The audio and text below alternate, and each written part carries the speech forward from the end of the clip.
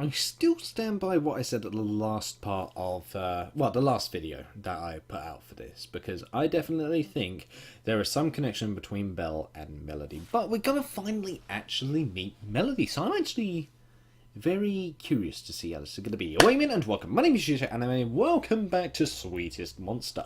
And we last time had an encounter with Belle at school where she knows how to tune a piano, and I came up with my conspiracy theory for this game. I don't know how much of it could be true or how much I'm off. I have no clue. So we're just going to jump straight back into this and finally see what's up with Melody. So guys, Ikimishouka. Melly? Hello, Melly? Are you awake? True to my words, a few hours have passed, and now I stand outside Melly's bedroom door. It's dark and the hallways is cloaked in shadow. It's kind of imposing. I feel like an unwanted intruder, an interloper, vampire-like. All I can do is wait for Melly's invitation to come inside. Clever comparison. I could wait and wait and wait until hell itself freezes over, but I don't think that invitation is forthcoming. Melly doesn't reply. I rap again. I know that's supposed to say tap. God damn it. Come on, I know the R and the T key are right near each other, but if you said I trap again by pressing them both by accident... Never mind. Sorry, Abhine. I tap again. My knuckles are brushing against the wooden door. Melly? Melly's bedroom door is dark mahogany, framed by plum-coloured wallpaper. There's a small wooden plaque displayed on the door above the brass doorknob which reads Elodie in colourful letters. The M fell off a few years ago, leaving behind a strange, unfamiliar name. Still, despite my knocking, Melody doesn't answer. I'm not sure if she really is asleep at 7 in the evening? Yeah, right. Or if she's just ignoring me. Alright then, I'm coming in. Excuse me. And with a small apology, I take hold of the brass knob and turn it. Where is she? Melly's door opens slowly, creaking with each and every inch. I think the hinges might be starting to go. I step inside Melody's private quarters, her inner sanctum, and shut the door behind me. I used to go into Melly's room all the time when she was younger to read picture books to her about Maze the mouse and Connie the cat to help her nod off to sleep. But that was a long time ago. When was the last time I came in here? Maybe it was a few months ago. There's the cat anyway. Maybe it was more. I don't remember. Melly's room is dark, the lights off and curtains drawn, but I can dimly make out shapes in the gloom. Melly's bookcase is stacked full of paperbacks, well thumbed through Philip Pullman and J.K. Rowling's, and I can see familiar figures scattered across her desk. The droopy cotton ears of a plush Betsy Bear lolling next to a beaten up old Connie cat who's missing one of her paws. Standing in this room almost feels like entering a time capsule, sealed off from the rest of time and space. I could be 9-10 years younger, and Melly could be my little girl again. Oh, sorry, still shy, but not nearly as awkward. Maybe Melly loved me more back then. I think I might have loved her more back then too. I can see a small lump curled up underneath the covers and long black hair fanning out across the blue bedspread, now deep navy in the darkness. Melly's back is turned towards me, so I can't see her face. I'm not sure if I'm happy about this or not. I wonder what kind of expression she's making. Do I really want to know? Melly? I approach her slowly, cautiously, as a convict might when approaching the gallows, as Marie Antoinette herself must have done more than 200 years ago. Melly, are you asleep? A stupid question to ask, of course. If she really is asleep, she can't possibly answer. And if she isn't, then she must be pretending, so won't reply. Come on, 2 grammar mistakes in such a short time. God damn it. So she won't reply to me anyway. As expected, she doesn't say anything. The silence stretches on. Look, I'm sorry for intruding. Melly, I won't stay for long. I think about taking a seat on her bed, by Melly's side, but I don't. After such a long time of silence between the pair of us, I don't think we're ready for such a big commitment. Even so, I feel restless. I fish Betsy Bear up from Melly's desk. For some reason, Connie Cat looks a little too intimidating for my liking. With her matted fur and missing paw, and turn her over in my hands, just to give myself something to do. I just thought I should come in here because I wanted to say I'm sorry. Melly doesn't stir. I didn't expect her to either, so that's just fine. I'm not sorry that I hurt your leg. Mind, because I know that was just an unfortunate accident, and nobody's to blame for that. Least of all you, Melly. I know it wasn't your fault. That isn't to say I'm not worried about you, because I am. But I know you're a tough girl, and you'll get well soon. Sally said it was only a sprain. You didn't even break a bone. Isn't that good? More silence. I know I'm rambling. It's a bad habit of mine, but I can't stop myself. This silence is pervasive, creeping into the very interior of my skull, a thick smog, and I need to try to blot it out. Maybe, if I can fill the room with the sound of my inarticulate chatter, I can kid myself into thinking I'm having some kind of meaningful conversation with Melly. That this, whatever this is, might actually change something. He's trying to actually repair something with his daughter. I'm sorry if I haven't been talking to you enough lately, Melly. I know I've been kind of distant, and it isn't your fault. I swear it isn't. I've been really busy at work, and I know you're probably thinking, how could he be busy? He's just a music teacher, and I'm not mad about it. Everybody thinks it. Even Sally thinks it. The truth of the matter is, our school didn't do so well in the last Ofsted report, and a lot of parents have been complaining, and it's just kind of stressful. The fact they mentioned Ofsted, that is actually a company that checks the quality of the schools in the UK. In case you don't know, that is actually a real company. Now, not that I want to burden you with any of my own worries, of course, but I wanted to let you know. That's why I haven't been around so much. It's not because of you. It's not because I'm trying to avoid you. The thought never crossed my mind. Well, I suppose it crossed my mind just now, but it only crossed my mind in order to tell you that it didn't. I exhaled, heavily squeezing the poor abused Betsy Bear to my chest. I wish I didn't have to feel anxious. What kind of grown man is scared of his own daughter? I can't help it. I'm sorry if I've been acting short with you lately too, Melly. That isn't your fault. It's mine. I'm just stressed, I suppose. And I'm sorry that we didn't go out last weekend. I know I promised, but I just got caught up with something. I know it doesn't make it better, and I really am sorry. At this, Melly makes a noise. So small it could belong to a mouse, but I heard it clearly nevertheless. So Melly wasn't asleep after all. She really was listening to me. That at least is a little reassuring. If you want, we can go out this weekend. Do something together, like a family.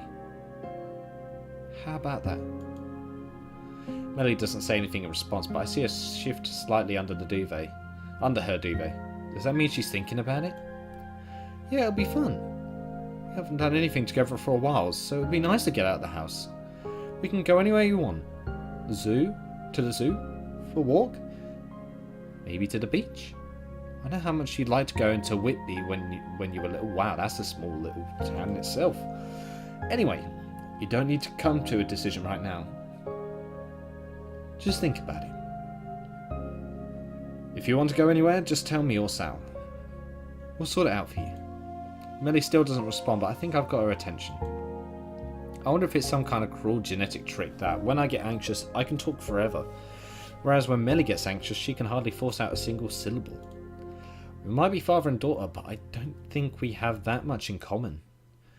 We're more like polar opposites, really. But even so, we are flesh and blood. We are related. I promise, Melly. You want to go out? We'll go out. You deserve it. You're my daughter and I love you very much. I love her more than the words themselves can express. I think about giving Melly's head a pat, her hair a stroke, but I don't. Instead, I squeeze Betsy Bear tighter until her head collapses in on itself like a rotting fruit. Wow. Wow, that was actually quite a little emotional bit right there. That actually got me feeling a bit like, wow.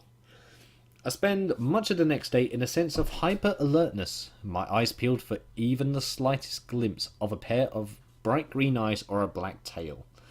However, the hours tick by slowly in a cacophony of screaming children and their warbling, discordant singing voices, and I still see no sign of her. I'm not sure if I should be relieved by Belle's conspicuous absence or not. On the other hand, I did enjoy the attention, but on the other, I would rather not jeopardise my relationship with Sally any further. Well, there is that. She's my wife after all, and I do love her. That's what I've been telling myself. Finally finished with school for the day, and not a minute too soon, I wipe my brow and heave a heavy sigh. Kids, they really take it out of you. Sally wanted us to have more children, a son perhaps for Millie to play with, but I thought that sounded like too much hassle, especially since I work with children every day. Well, interesting perspective, but still it sounds slightly selfish. Not going to judge though. People might romantically think of children as perfect angels, still images from blurry Victorian photographs with big eyes and curly hair and cherubic smiles. I, however, know otherwise. Young children are maniacs.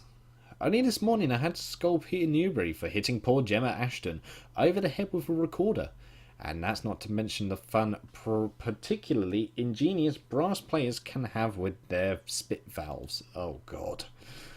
I really don't get paid enough for this. With a groan, I shrug my coat onto my shoulders and do a quick circuit around the music classroom. I close and lock the windows, draw the curtains, turn off the lights, and then, satisfied that everything is in order, I exit and lock the classroom. She's not going to be at the school.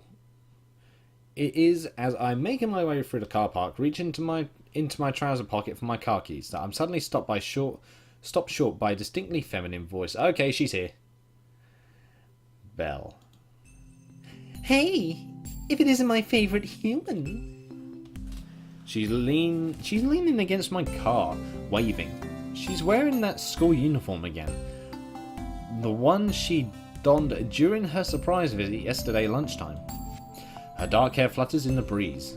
Her white limbs stand out alarmingly against my car. Hey yourself, what are you doing? Isn't it obvious? I was waiting for you. Don't you think it might look a tad suspicious, a schoolgirl from St. Catherine's loitering around my car like this? Oh yeah, I did get a few funny glances. You did you? Yeah, there was this woman who had a face like a trout.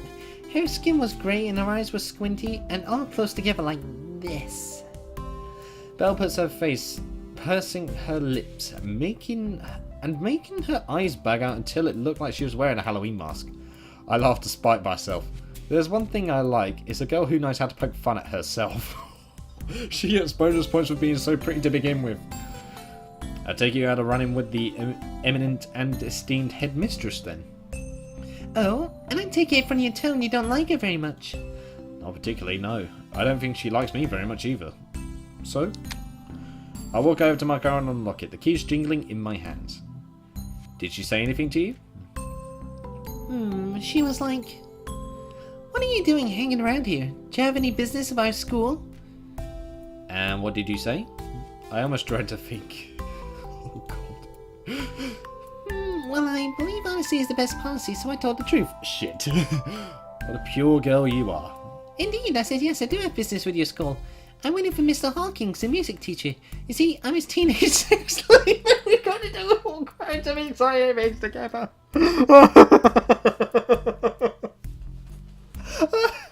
Oh my god. Oh dear. Oh dear. We're going to do all kinds of exciting things together. I snap my head upwards, moving so fast I get a crick in my neck. I really hope for both our sakes you had enough sense not to say that. It isn't true anyway. And why did he? No, I didn't really say that, obviously. I was just checking to see if you were paying attention. I was paying attention. I was just putting some stuff in the boot. Yeah, but I don't like it. I'm here now, so you should pay attention to me. It's rude to talk to a lady and not even look her in the face. Look at her face, you know. I know, I'm sorry. Sally says the same thing. I deposit a box full of sheet music in the back of the car and straighten up, closing the boot with a dull thud. So, what did you really say? I'm all ears. I said I was one of your piano students and I had a lesson with you after school. Is that an acceptable rouse? I suppose it's acceptable. Might seem a little suspicious though. Why, because I'm so adorable? The real answer is because I'm starting to develop a guilty conscience, but I don't say that. Instead I shake my head. Why should I feel guilty? I haven't done anything. It isn't a crime to talk to a younger girl. Sorry, immortal spirit, is it? Besides, all the kisses we've exchanged have been one way. That was the one kissing me, not the other way round. True. I tried to change the subject. That's easier than confronting the real issue at hand, than that I may inadvertently be cheating on my wife. The skirt is still far too short. We're still looking at the skirt. Mrs. Fishlip said the exact same thing. It's nice to know you afford other authority figures the same level of respect you give me. Psh. Belle snorts and rolls her eyes. They seem even greener than usual. As if I have to answer to that crusty old dragon lady. I'm probably old enough to be her great-great-grandmother. Of course, I can't imagine Marie Antoinette answered to anybody. Save the guillotine, of course. Oh, so you remembered? How could I help but remember? It isn't every day you meet a girl who claims to be a reincarnation of a famous historical figure. Well, yeah, that's very rare to even find in general. A famous historical figure who got her head lopped off, no less. So, now that we've been established, you were waiting for me? I want to know the reason why. What are you planning? Uh-oh. Planning? Why, Mr. Hawkins, you wound me. You make it sound as though there's something sinister afoot. I think there might be, given you're involved. I still don't even know why you're here. Not really. How cruel. I didn't even come here to haunt you, if that's what you're implying. I came here because I missed you. You did? Oh. Uh-oh. That's right. It feels like it's been so long. I saw you yesterday, Belle. That's right, yesterday. That was a whole 24 hours ago. I was so bored and lonely, I thought I was going to die. It's rabbits that die from loneliness, not cats. True fact. Same difference. They're really not the same. Whatever, what are you thinking about me as well? I turn my head to one side, trying to avoid Belle's gaze. Okay, she knows. It's true, I was thinking about Belle. How could I not? Who wouldn't think about it? Especially given she insists on wearing such ridiculous, impractical outfits. That's usually a way you remember someone for the morals committee anyway. But I can't tell her that. I don't want to give her the satisfaction. Honestly, no. I had a very busy day, which doesn't leave much time for mooning over schoolgirls. Liar. I am not. Yes, you are. I can see it in your eyes. Damn, I must be more transparent than I thought. Anyway, since I went to the trouble of coming to see you, shall we get going? Where? On a date, of course. Oh, oh god, here we go. The descent into madness now begins. Oh dear. Of course she says it like it's the most natural thing in the world. Maybe to a finicky feline who comes and goes as she pleases it is. But it's not to me. I'm a middle-aged man and I have other commitments. I have a wife to return home to and a daughter I need to talk to. I promised her last night I said we can go do something together tomorrow. If these plans have any hope of emerging into fruition, I should return home now. I need to discuss things with Sally. I can't keep running away. Even if I have a very asserting distraction tugging at my arm, peering up at me with those big eyes. Come on, Robin, I missed you. I miss doing this. Haranguing old men? No, I mean, going out, having fun. I spent so long living like a cat I completely forgot what it was like being with real people. I need some adult company or I'll go mad. I'm sick of being picked up and petted and stroked and patted on the head and called a good boy or good girl. The two are interchangeable since who knows what gender cats really are, and who really cares? Now that I have a human body, I want to take advantage of it. I want to have some fun. Can't you do that on your own? I could, but that would be boring. Isn't it far more enjoyable to spend time with a person you like? Uh-oh, I wince, my resolve wavering. Why am I so weak-willed? Melly can languish away in her room like a tower princess for months and I'll happily ignore it, but this one girl who's still a virtual stranger starts tugging at my arm and putting on the theatrics and I'm already lost. I wonder what that says about where my loyalties lie. I think it says, though I'm no professional psychologist, not like Joan Fowler, that I am an arsehole. Is that the correct medical terminology? Not far from it. Oh man, but it looks suspicious. An old man like me hanging around with such a young girl? It's fine. I'll just say I'm your trophy wife.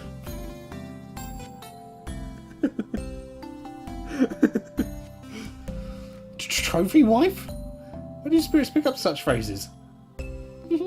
Well, maybe not. That may be a bit too much. You can just pretend I'm your daughter or something. It'll be fine.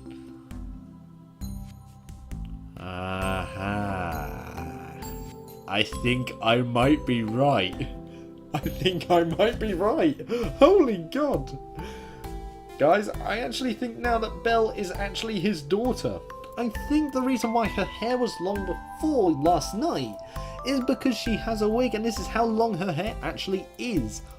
I can't say that for certain, but I definitely have a big feeling now that Belle is actually his daughter. I swallow. All of a sudden my throat feels dry. That's a very kind offer, but I already have a daughter.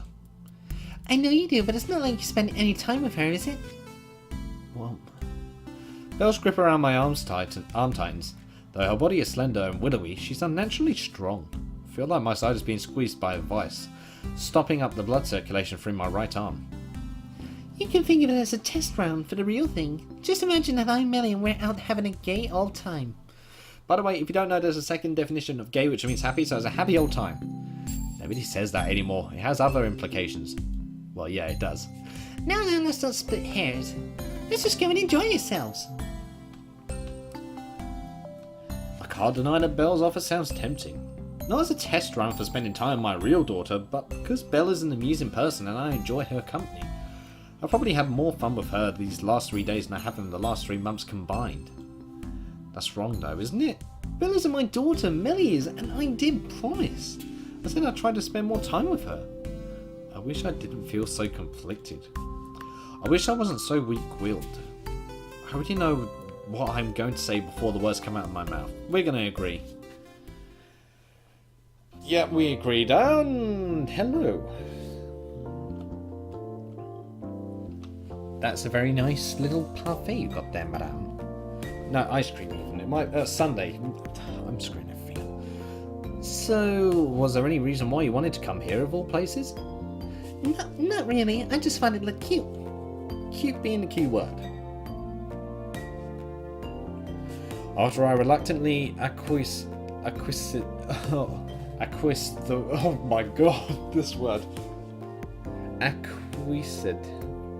I acquiesced to Belle's demands, with the stipulation that we return home in under an hour, Belle decided to drag me all the way here. I realised that by phrasing what transpired these last 5 minutes in such a manner, I had made myself seem like an unwilling victim pulled along by Belle's inscrutable machinations, like a cog in a machine.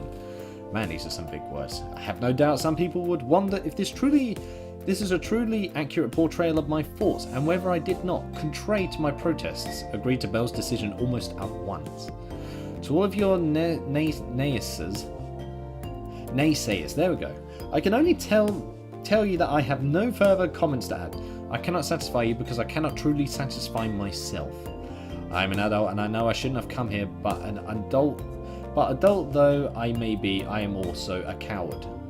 He is kind of enraging a little bit about that. Belle and I are sitting in an ice cream parlour, an oddity in England. It is very rare to have an ice cream parlour, which is very true. With quaint brick walls and smooth white tables are Baskin Robbins. Okay, there's Baskin Robbins. Not many of them, but we have them. It's the kind of place I would have gone with Melly if it had existed when she was younger. There were fewer chain branches back then. Now the high street is overrun with them. In the last 4 years, this small village has become distinctly Americanized. We even have a Starbucks. Oh god, we have Starbucks here in the UK. I hate Starbucks. I'm not gonna lie guys, I hate Starbucks for many, many reasons. I don't like coffee for one, so that's already one. Two, they don't pay any taxes, so they can bring over as many branches here as they want and have to not pay a single dime to help us out as a country over here in the UK. And three, the customers of Starbucks, alright? Those are the main reasons that I don't like Starbucks, especially all the people who just go on about buying Starbucks and just go on about ranting the most random stuff and getting everything confused in their heads. It's really infuriating in Starbucks. So the branch where I live now, currently, shut down recently. So I am very happy. So I applaud that. I prefer Costa over Starbucks anyway. Who on earth wants to spend £5 on a coffee? It's beggars belief. Exactly.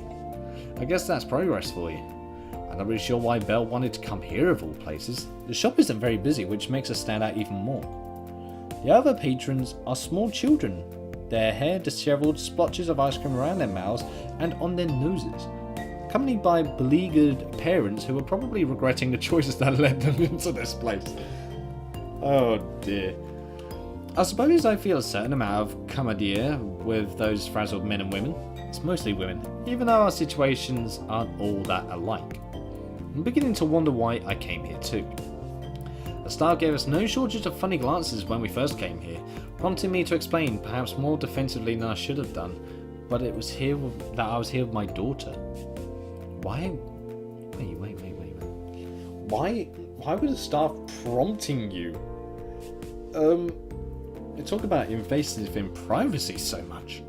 They seem to relax a little after that, but I'm still aware of their eyes boring into my back. Why they? What? Or maybe I'm just being paranoid.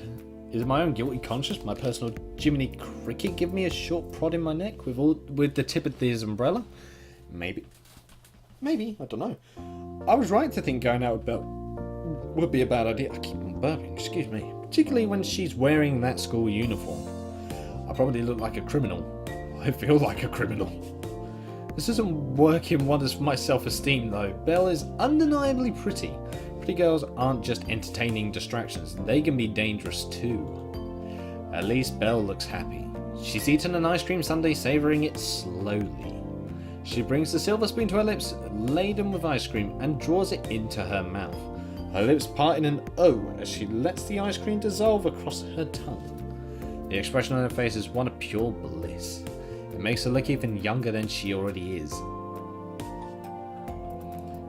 Oh my, something lewd is about to happen. I have that sensation coming now. The Yuusha sensation and predictions is tingling. You really like ice cream, don't you? I love it. I must have gotten a taste from it the other night. I don't think it was just the ice cream she was savouring back then, though. I don't either. I feel it was something more. Yeah, there we go. I replay that memory through my mind once more. My cheeks start to flush. I turn my head, pressing one hand across my mouth. My cheeks burn. Oh dear. Don't tell me we're going to have a boner under the table. Delicious. Belle sighs contentedly and takes the spoon out of her mouth with a wet pop. Hey, Robin. She smiles mischievously, proffering the spoon in my direction. She's wanted me to have some. Do you want to try some? No, that's alright. I'll buy it for you. But it's more fun sharing it. I want to know what you think. I think I'm too old to eat ice cream. It'll give me indigestion. And Sally will have made dinner already. She'll be sitting in the kitchen table, arms folded, drumming one foot against the floor, wondering where the hell I am. I wonder if Millie's back at home yet. Seems likely she doesn't belong to any after-school societies, and I don't think she has any friends to hang around with either. I bet Sally sent me a bunch of text messages. Voicemail too. I don't know because I've had my phone turned off the entire time. I really am a coward. Huh? Come on, you're not that old. You still have a full head of hair at least. Well, at least we have my hair. Hoo-hoo. Well, that's lucky. From now on, we'll have to wait and see what happens. So stingy, you're not fun at all. I feel something collide against my shin. She just kicked me? It's Belle's foot encased in a shiny black shoe. At least her shoes are school regulation, quite like that ridiculous skirt. Don't do that, it hurts. And you hurt my feelings, refusing to share this delicious ice cream with me. I've eaten ice cream before, I know how it tastes. But it'll taste even better if you eat it with me. A pause. We're gonna give in, aren't we? Or if you... There we go. There's the lewdness that I was expecting. There we go. Not quite how I envisioned, but it's there. Or if you eat it off me. Please don't say such things when we're out in public. We look suspicious enough as it is. Belle sticks out her tongue and delivers another kick to my... Stop kicking me! Maybe she's trying to engage me in a game of footsie, but I refuse to cave to her whims, even if resisting her blows is quite painful. Ow, where did she get all this strength from anyway? Eventually, Belle tires of this game and she turns her attention back to her slowly melting ice cream. She lifts a spoonful of the frozen treat up to her lips and slips the spoon inside the warm pink expanse of her mouth. She was a little over enthusiastic there actually, because when she draws her spoon away, I see a smudge of synthetic strawberry flavoured ice cream on the tip of her nose. It's kind of cute actually. You got some food on you. Huh? Where? Just here. I tap my own nose for demonstration. Can't hardly wipe it off her nose myself anyway. Most fathers aren't that touchy-feely with their daughters, are they? Well, probably not this age, maybe. I'm certainly not with Millie. Then again, my relationship with Millie is rather unusual. Don't give in, dude, no! Belle frowns, wrinkling her nose and goes cross-eyed for a few moments. Is she trying to see the splotch of ice cream for herself? Can you wipe it off me, Robin? Why can't you do it yourself? You're a big girl, aren't you? No, I want you to do it. I'm a bit annoyed we can't see it though. That's my only little criticism, is that we can't see that little splotch. If you want to share this ice cream with me, you can at least help me clean up. Isn't that a staple of any first date? What do you mean, date? I lower my voice to a whisper and lean forwards, glaring. Remember, you're meant to be my daughter. That's what I said. And I'm going to stick to my story. Oh please, you're being way too paranoid. As if anybody in here cares. The staff are all too busy trying to make sure none of those little kids knock over their banana splits. Okay. Be that as it may, it doesn't have to be a little more careful. Belle giggles, her chest rising and falling beneath her school sweater. Not that Belle goes to St. Catherine's, of course. Come on, Daddy, can you do a little girl? Can you do your little girl a favor just this once? You don't have a human body now, Belle. Just think.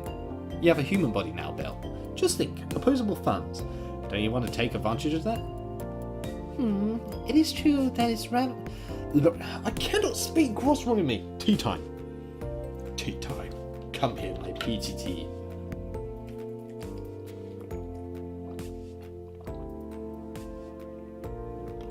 There we go. That's the end of my peach tea.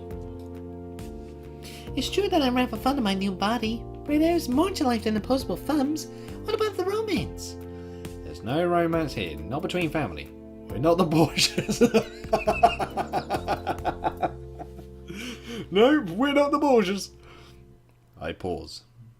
Since you were Great Aunt Claris's cat for almost 8 years, I guess that means you really are family. You've known me ever since I was a little boy. And you've known me ever since I was about this tall. Belle holds one hand above the table top for emphasis. Touché. Maybe family isn't the right term. Perhaps you would call us childhood friends? Childhood friends? I don't recall you being particularly friendly. You used to scratch and bite me all the time. That was before you almost drowned trying to save me, you doll. I would have been a great deal nicer had I known about your hidden depths. I don't think I have any hidden depths. I'm about as deep as a puddle. Damn. Maybe you are now. Marriage, melody, and an unfulfilling job when nobody takes you seriously drove it all out of you, didn't it? Jesus Christ, she's tearing him apart every single day that I see her. She's tearing Robin apart, I wince. I thought we were just playing around, but Belle's eyes are as sharp as ever, even when she speaks with a slight lilt to her tone. Maybe we really are like childhood friends. I've known her longer than I've known Sally, and she certainly seems privy to all my secrets, even the ones I don't want to admit to myself. So? Belle leans forward, cupping her chin with her hands. She peers at me, a smile on her face, expectant. Her eyes flash. Are you going to clean me up or not? God damn it. Her gaze is disconcerting. I don't think I can argue back. She's worn me down. She just got me with a brutal shot, a critical hit. Alright. Just don't make a big song and dance about it. Don't worry, I won't. Belle blinks at me expectantly. She looks almost like a fairy tale princess awaiting the kiss of a handsome prince. Unfortunately, I'm not royalty. I make my living on a teacher's wage, and it's a mere pittance at that. Here in the UK, you hardly get paid a lot for being a teacher, which is quite sad. Plus, I'm hardly what you would call handsome. And if we really want to smash this simile apart, Belle isn't a princess. I think she's more like a wicked witch or a female fatale, with her all-knowing eyes and her too short skirt. I lean forwards, and that kin crumpled in my hand. All of a sudden, Belle's face seems far too close. I can almost count each of her individual eyelashes, feel her breath against my cheeks. Got you? Wait, what? Wait, what'd she do? Oh no. She made us do it, didn't she? Oh no. Oh, we're gonna die. All of a sudden I feel something against my lips. Something soft, warm, and not entirely unwelcome. Belle's kissing me. This isn't like her previous pecs either. This is a real kiss. Unabashedly romantic. I know Belle isn't human, but she seems awfully familiar with human customs, so I doubt this is some kind of mistake. She's not that naive. I think she's even smarter than I am, actually, to have tricked me like this. I can't help but feel taken advantage of. Damn, I was right. Belle's no fairy tale princess. She's the Wicked Witch for sure. What does that make me then? She presses against me, demanding, and I gasp. Belle takes my shock as a further invitation. She presses forward, pushing my back against the chair, and her tongue enters my... Whoa! Oh my goodness, excuse me. Excuse me, what the fuck? She tastes like ice cream, shockingly sweet, and her tongue is strangely cold compared to the warmth of her lips. I feel my heart seize up in my chest. My mind goes blank. When was the last time somebody kissed me like this? I can't remember. Sally certainly doesn't. We're too busy being antagonistic, about small things, stupid things, to trade open affection like this. I think I must be kissing Belle back. Oh no. Somebody for sure definitely saw that. Something had to have happened. When Belle finally draws back, her lashes fluttering, her lips curve into a mischievous smile. Man, we fell into a horrid trap. Her face is pale as ever, not a hint of a blush or on her cheeks, though she was the one who instigated the kiss. I'm the one who's embarrassed, breathing heavily, my face burning. If I were any older, I might have a heart attack. It was wrong. I know kissing her was wrong, and yet, forgive me for the age-old cliche, but at the same time it felt right. Maybe it felt right because I'm a pathetic old man who hasn't been getting enough action from his wife. It doesn't mean much. Men wouldn't try to argue that kissing a teenage schoolgirl was, in some sense of the word, right. I know a lot of people who would disagree with that assessment, though, particularly the workers at the store, which I would probably say is true, who were led to believe that Belle was my daughter. Yeah, they're gonna think now we're an incestuous couple. Welcome to Alabama! That's a joke, by the way. I love you, Alabama. Okay. Maybe I could try and backtrack? I could tell them she isn't blood related, of course. No, you can't say that makes it even worse. Oh, God. Oh, no. Of course not. I'm just a stepfather. Will that make it sound any better? No. By this point, I don't think there's any salvage in this situation. No, there's not. The workers behind the counter are really looking at me now. This isn't just baseless paranoia. It's the unquestionable, unshakable truth. They look almost as surprised as I do. Their mouths are open. They're not the only ones. The other patrons are staring at me too. Even if I hadn't said Belle was my daughter, my behaviour would still be unacceptable. I mean, she's wearing a schoolgirl uniform for Christ's sake. God damn it! This is bad. It's very, very bad. Well, I don't get to finish my explanation. That's probably a good thing, though. Laughing cheerfully, Belle takes hold of my hand. I oblige. My body feels strangely light, like a hollowed-out pepper. Come on, Dad, let's go. I want to go shopping. You promised you'd pick me out some new clothes, remember? Yes, of course. Oh god, that's awkward. Oh god. Oh no. I allow myself to be dragged away by the playful devil that is Belle. Not before I lay down a crisp £10 note on a table, of course. I might have committed a grave social foul play. Is it faux pas? I don't know, foul play? Hold on, I need to see how this is pronounced. Let me see how it's pronounced.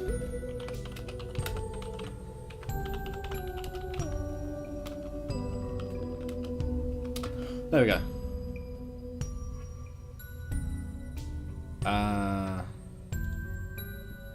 How do you say it? Faux pas. Faux pas, there we go. I don't know if you picked up that sound, but it's faux pas. Faux pas, I kissed my daughter in the middle of an ice cream parlour. Complete with tongues. But I'm not a thief. Even I have standards.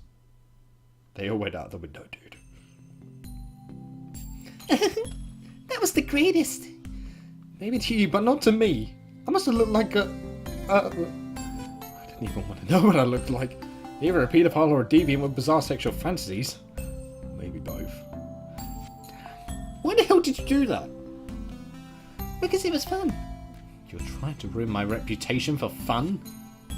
Don't be like that, Robin. Belle giggles, brushing a few stray tears from the corner of my eyes with her fingertips. You teach music at a primary school. It's not like you have much of a reputation.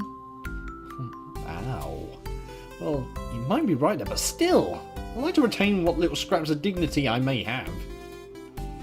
But did you see the look in their faces? It was amazing. I thought that girl behind the counter was gonna faint. Deriving this much amusement from the suffering of others is a sign of sadism. Well, people from certain cultures do call being like me demons. Do call beings like me demons. Maybe they weren't far off the mark. Yeah, I'd agree. Come on, it was all harmless fun. For you, maybe. You're right. I'm sorry. This is very serious. Belle nods soberly, her arms folded, trying to force an expression of contrite guilt. Her eyes are upturned, much like the Virgin Mary, seeking guidance from God. That's a hell of a comparison, but okay.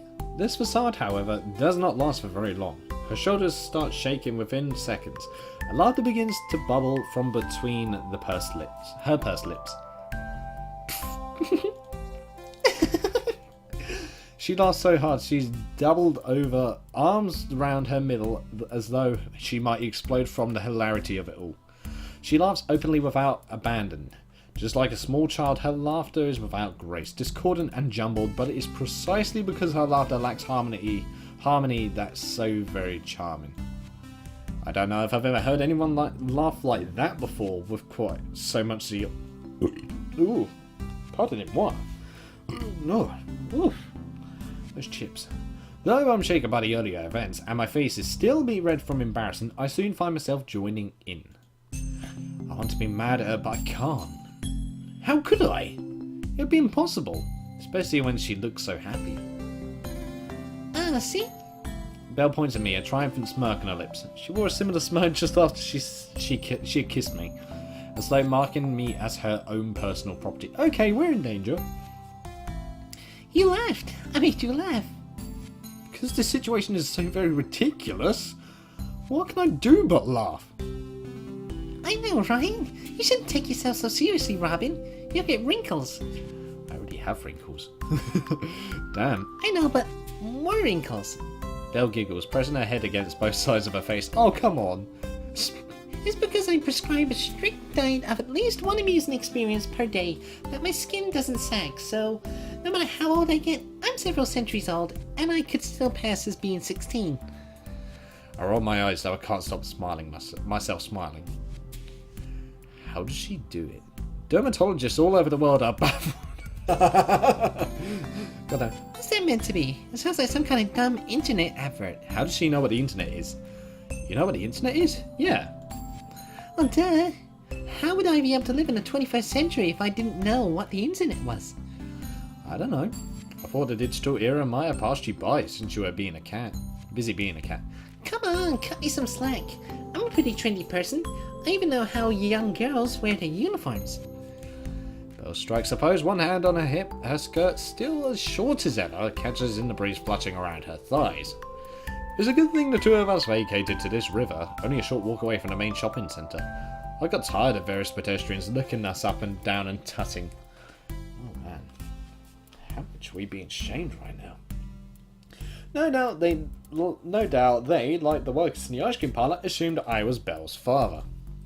Disgusting. I can just imagine the little old ladies thinking as they adjusted their beige handbags around their shoulders. How could a father let his little girl go out dressed like that? I wish I could have explained to them that I've told her to dress sensibly multiple times, but she doesn't listen. Belle's too wily and willful. Though she isn't sporting her fluffy black ears and tails, she really is just like a cat. She does whatever she wants. God, Belle. I sigh, running a hand through my hair. What am I going to do with you? Impossible. Yep, that's my middle name. Speaking of which, I don't know your last name. You never told me. I pause. And I doubt Belle is your real name either. It isn't, but it's a lot cuter than my true title, and easier to pronounce too. Christ, I hope you're not some kind of Lovecraftian abomination. Hey, I resent the term abomination. That's discrimination. Discrimination against us non-humans. What? Discrimination, huh? I didn't know spirits were all that concerned about being politically correct. Neither did I. Oh, you'd be surprised. Belle smiles. Just stick with Belle. I like the sound of my name when you say it, plus it suits you. That's an odd thing to say. What do you mean, it suits me? You like music, right? Ah, okay. Don't you think Belle is a cute and musical name? And it's less obvious than Melody. Oh. You think Melly's name is too obvious? It isn't hard to guess from one of her parents played the piano. Let me put it in like that. Let me put it like that. Sorry. Sorry. I apologise, I'm not sure who I'm apologising to. Belle for being so transparent? Melody for giving her a name which, with the gift of hindsight, turned out to be so incredibly unfitting. Guess I've never been very good at naming things. The goldfish I had when I was a kid, Bubbles and Goldie, are testament to that. Oh god. All the more reason we should stick to Belle. Let's keep things simple. Right, simple. I could do simple. Huh? Oh, we face planted. Okay. We face palm, sorry. I groan, burying my face into my hands. Simple, yeah, right. My life has been anything but ever since I had the misfortune of running into Belle. No, maybe it started earlier than that. I had the vague feeling that ever since Great Aunt Clarice brought the awkward and aloof Belle from that pet shelter, my life has never been quite the same. That kiss in the ice cream parlour right now was just the tip of the iceberg. People always say black cats are unlucky. I thought that was a silly superstition, but now I feel inclined to agree with them. Oh my god, what if anybody in that ice cream parlour knew me? We're fucked. We're dead. How would they know you? I'm a primary school teacher. What if one of those kids attended my school? That isn't going to look good. The highly esteemed... I make small, quotey remarks with my fingers as I say this. The statement is far too ridiculous for me to say it without some physical indication of its blatant dishonesty. Music teacher Mr. Hawkins getting off with girl who goes to St. Catherine's. Come on, you're overthinking things. I bet nothing comes of it. You bet, but you don't know. There are more primary schools around here than the ones you work at. I'm sure nobody knew it was you. Well, you're probably right, but what if... Oh, what if? What if you get run over by a car? What if you contract a terminal disease? What if you fall into a lake and drown trying to rescue a cat who can already swim? That was a life blow. Yeah, that, Jesus. Ooh. Whatever, I'm just saying, who cares about all that? It's because humans get so hung up on countless possibilities that you never do anything. You just while your lives away as though you're waiting for a bus in the shelter. That bus that'll never come. You just need to take life by both hands and go out there and do something. Once more, I'm humbled by just how much Belle seems to value life. It's strange to me, particularly since Belle isn't... God damn it, the fruit keeps blocking up. Excuse me. There we go. Since Belle isn't human herself, isn't a human, and, by her accounts, has lived far longer than I have. That I ever will. I guess you're more of an optimist than I am. But of course. My voice is breaking, Jesus Christ. Belle smiles as though it should go without saying, toying with a strand of her hair. You don't live for as long as I have if you're a pessimist. Pessimists are more likely to give up without even trying. It's only by clinging to a positive attitude, no matter how adverse your circumstances, that you can overcome the doubt, and the worry, and the fear, to be reborn again and again and again. I love being alive, you know. There's so much to see and do, no matter what humans say. I don't think I'll ever tire of living, as long as there are people like you in this world. Whoa, damn. We are going to lose very badly. I stare. Belle stands by the river, still clad in her silly school uniform. However, under the blue sky, she looks strangely celestial. Almost like an elegant figure in a painting, a relic from bygone years, now lost to the annals of time. When she talks like this, without her typical childish inflections and light-hearted teasing, she sounds as old as she says is. Wiser. Hold on. The grammar again. I'm sorry. When she talks like this, without her typical childish inflections and light-hearted teasing, she sounds as old as she says she is. That's what it's supposed to say. Wiser too. Far smarter than me. The water ripples slowly, dark blue. Oil on the canvas. Oh wow, this is some sinister music. Hello. Okay. I really do love you, Robin. I didn't just kiss you for a cheap thrill or some perverse entertainment, though that certainly was a part of it. I did it because I wanted you to know how I feel. I've loved you for so long, ever since you tried to save me. I didn't have a choice. I didn't have a voice back then, so I couldn't tell you how I felt. But I thought it every single day for the last 30 years. It's what kept me from going insane. You belong to me now. I don't want anybody else to have you. I'm a very possessive person, and I don't like sharing. Oh my. Oh. Ooh. I think the game is finally kicking up its gears now. Belle takes a step forward, crushing the scrubby undergrowth beneath the soles of her black shoes. She cuts my face with her hands and peers into my eyes. Whoa, okay. She feels even closer to me now than she did at the ice cream parlour. Maybe it's because we're all alone. There's nobody to come between us. Just my own guilty conscience and ghostly thoughts. I soon brush those aside. The rapid beating of my heart dispels all doubts. I feel my eyelids falling shut, as though compelled by some greater force. Maybe it's because I've grown up on cheesy Hollywood romances that dictate during kiss scenes. Both participants must close their eyes. This is probably quite bad. Against my better judgment, I think I might be falling for her. And no, it isn't because of her short skirt, of course. It's not every day a man hears a confession that sounds quite as sincere as this. Bill's right, my heart really does belong to her. Oh no. From the moment you tried to save me, our destinies became interlinked. You've already committed to me, Robin. You can escape now. Just try to leave me if you dare. I'll drag you back each and every time. Oh, shit.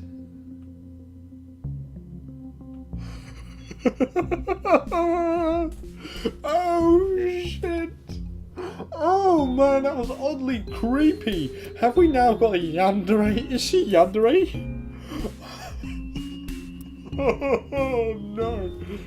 No morals and a yandere. What a combination. And where the hell have you been? I was not looking forward to returning home after my rendezvous with Belle, and this is exactly the reason why. Sally sits at the kitchen table, her arms folded, one leg crossed over the other. She glares at me, her eyes narrowed into slits. Given her pose, coupled with that look in her face, she could very well be a judge on The Apprentice. Well, that's a hell of a comparison. I wonder if she'll tell me that I'm fired. Fired from being her husband. Look, I'm sorry, Sally. Sorry? You're sorry? You think you could just say sorry and that will set everything right to you? No, of course not. I was caught up with work. Which is a complete and utter lie, but Sally doesn't need to know that. Or rather, I don't want Sally to know that. But I think she sees through me. Her eyes aren't quite as large and piercing as Belle's. Sally has... Oh, God, no, wrong click. Sorry. Sally has always been fairly astute. Work, of course. Let me guess. It was another meeting, was it? I want to retort with a defensive, I really was at a meeting yesterday, but I know I can't. That would only confound the fact this time. I wasn't at a meeting at all. Yeah. Instead, I bite down on my lower lip, unable to say anything. I don't have any words to placate Sally because they're all lies. I know it, and I'm pretty sure Sally does too. She's my wife. We've been married for more than 15 years. I should respect her more than that. True. I don't like lying. I never have done, ever since I was a kid. But I can't help myself. In this situation, the truth would sound far more ridiculous. I'm sorry, I was just having an emotional encounter with a reincarnation of my great Aunt Clarice's pet cat. Like Sandy would believe that. I thought you were going to make more of an effort, Robin. Didn't you promise Melly we were going out tomorrow? Oh, hold on one second, guys. Be back.